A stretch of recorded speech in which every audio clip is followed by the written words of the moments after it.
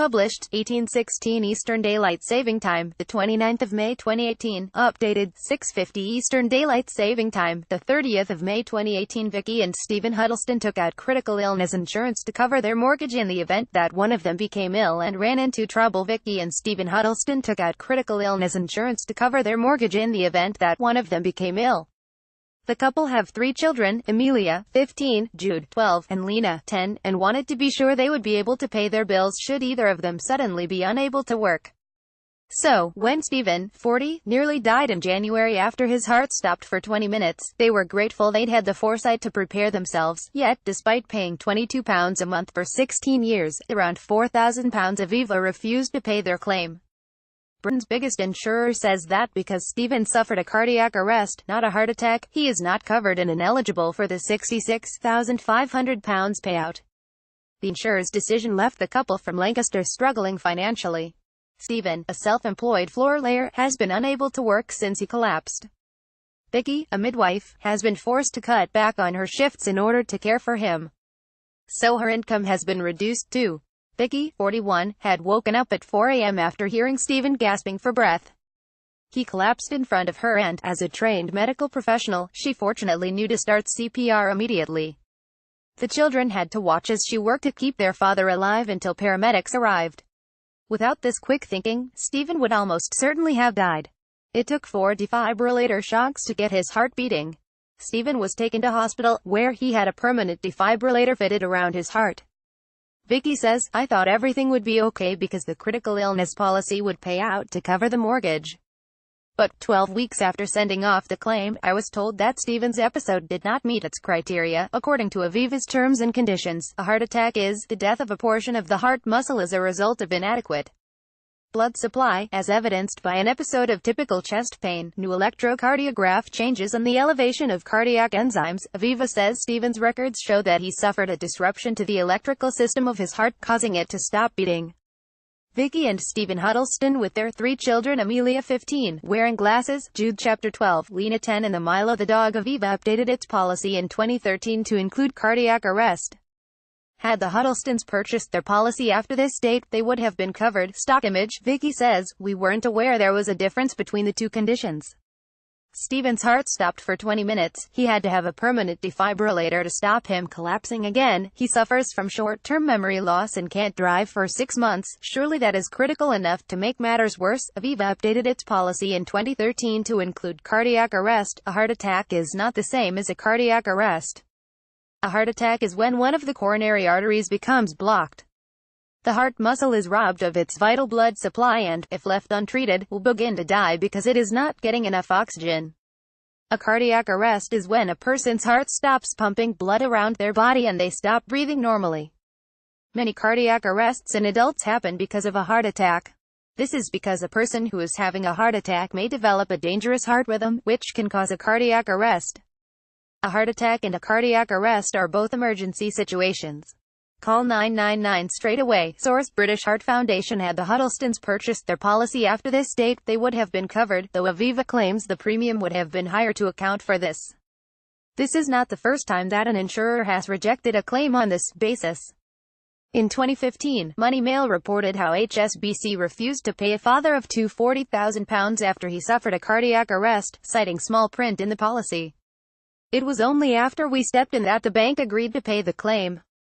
After Money Mail contacted Aviva, the insurer agreed to cover 6 months of Stephen's salary and pay for private rehabilitation.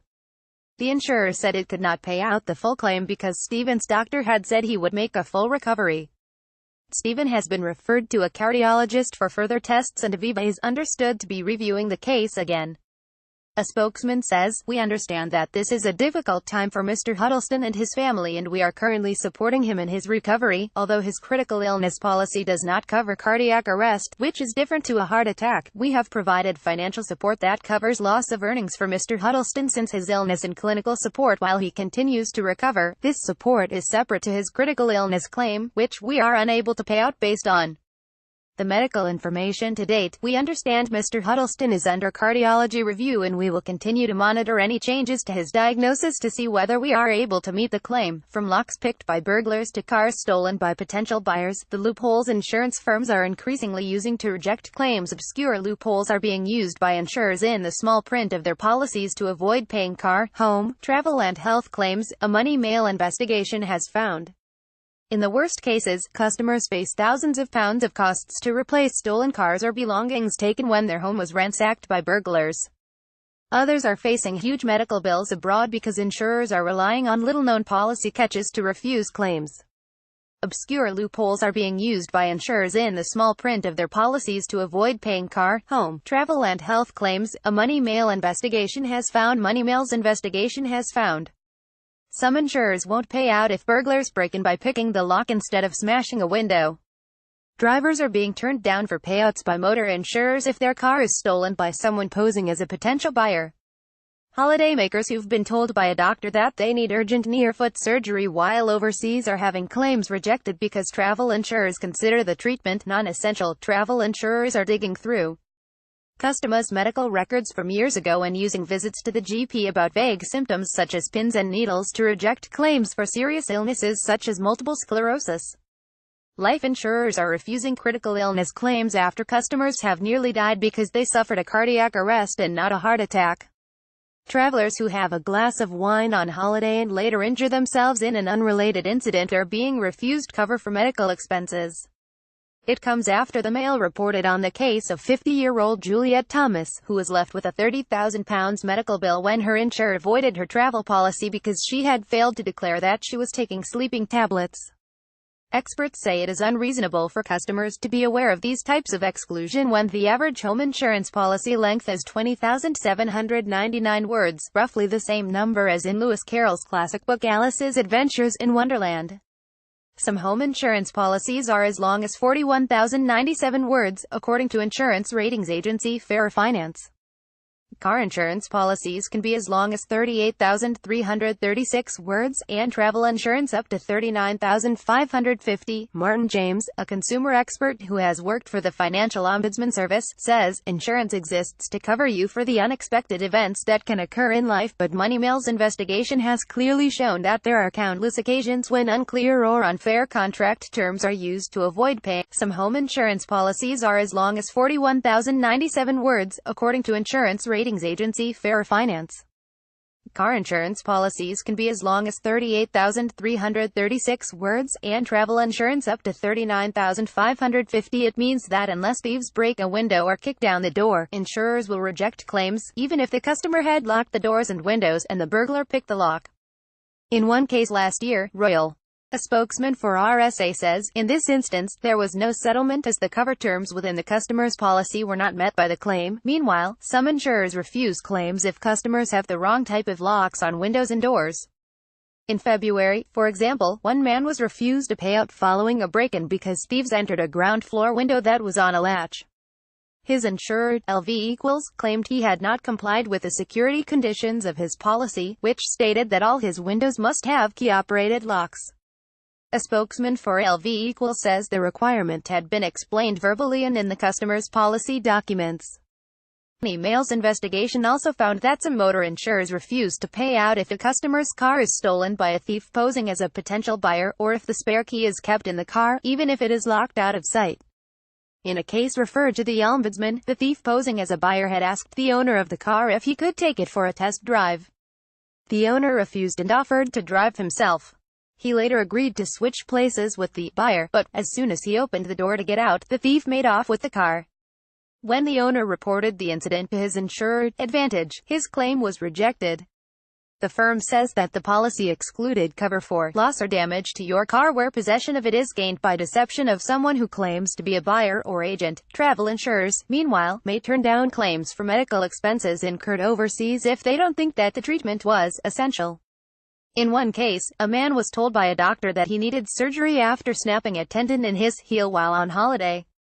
However, his insurer, Aviva, said that it didn't think it was medically necessary to have the surgery abroad and wanted to repatriate him back to the UK for treatment.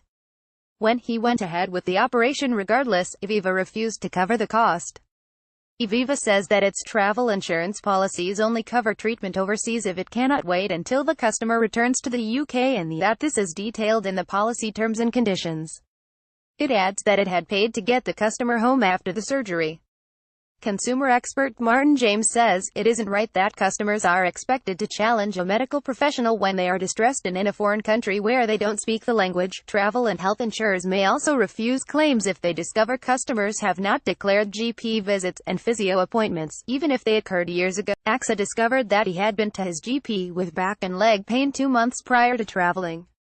Travel insurers may turn down claims for medical expenses incurred overseas if they don't think that the treatment was essential yet, despite the fact that he was only told to take over-the-counter medication and to self-refer for physiotherapy. AXA said he was not covered for claims arising from any medical condition for which he'd been prescribed medication or received treatment within 6 months of booking the trip.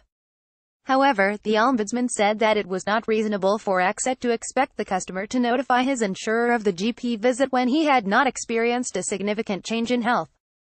AXA says it accepted the ruling and has paid the claim. Some travel insurers also try to reject claims where the customer has had alcohol, even though the incident was unrelated. And others will use completely unrelated health issues or injuries to avoid paying out. In one instance, a woman had failed to declare a trip to the GP about pins and needles 14 years before she was being diagnosed with multiple sclerosis. When she made a claim on her critical illness policy, her insurer, Prudential, turned it down on the grounds of non-disclosure, as pins and needles can be an early symptom of the condition. But the insurer was later ordered by the Ombudsman to pay out. Prudential says it is extremely rare for it not to pay a critical illness claim and adds that it is sorry for the distress caused. James Daly, founder of Fairer Finance, says, it seems that, as the pressure to set fairer prices increases, insurers are trying to reduce costs by wriggling out of as many claims as possible. Examples such as these, where insurers reject claims on a technicality, are toxic. Firms should be forced to flag major exclusions in big red letters before customers sign up, a spokesman for industry trade body the Association of British Insurers says. Insurers want to pay all claims and continually strive to make all customer communications as clear and simple as possible. Insurance is ultra-competitive and, when shopping around, it is vital that people assess their needs and check the cover to ensure that it best meets their requirements.